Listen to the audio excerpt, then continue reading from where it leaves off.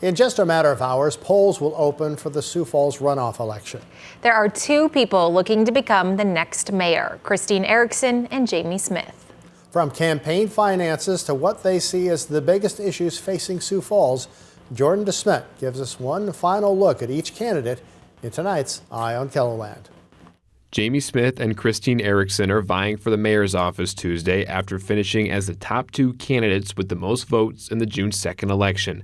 A lot has happened since then, including both candidates gaining key endorsements. Smith, a Democratic state senator, has received support from former mayoral opponents Joe Batchelor and Greg Jamieson. Batchelor campaigned as an independent, and Jamieson is an outgoing Republican state representative. Erickson, who once served as a Republican in the state house herself, has gained endorsements from Republican gubernatorial candidates Larry Roden and Toby Doden.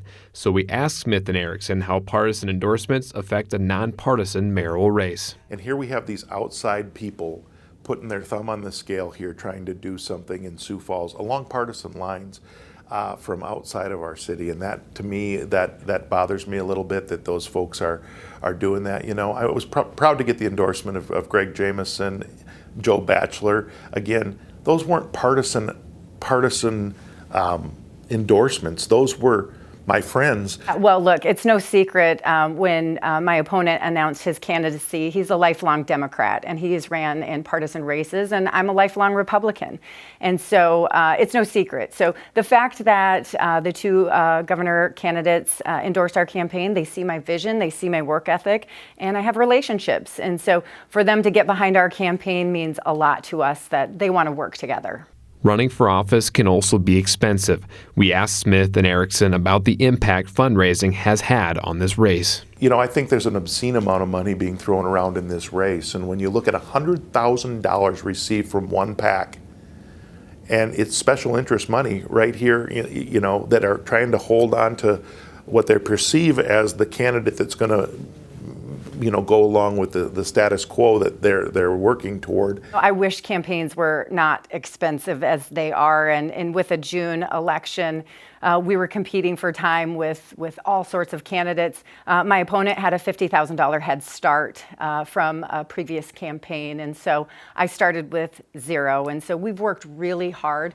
Beyond endorsements and campaign finance reports, both candidates say they're focused on tackling issues facing Sioux Falls. Erickson has three main objectives. What our campaign has stood for, that we've talked just a ton about with the community, is first and foremost public safety, second affordability, and third quality of life. And so as we've been going door to door and meeting with people across Sioux Falls, these messages resonate deeply with them.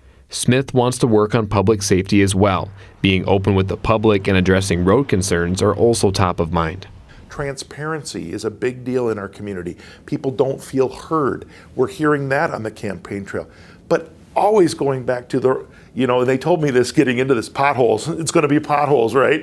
And if it was winter, it would be snow plowing, you know, and dry roads. Despite their differences, Smith and Erickson share at least one similar view about the city. What do you think is the best part of Sioux Falls right now? Oh my gosh, the people. The best part of Sioux Falls is the people. It's the sense of community.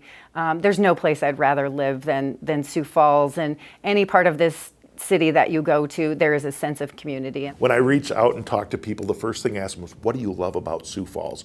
And they're going to tell you it's the parks. I'm going to tell you it's the people. It's the people of this city that make us who we are. We're a fabulous city. And it's up to voters to decide which candidate will lead South Dakota's largest city. With Eye on KELOLAND, I'm Jordan DeSmet. Polls open at 7 a.m. tomorrow and close at 7 in the evening. There are a few changes to polling locations this time around, and you can find them at the link with this story on KELOLAND.com. Now, KELOLAND News will also have live reporting for you tomorrow night from the Minnehaha County Administration Building, as well as from candidates' watch parties.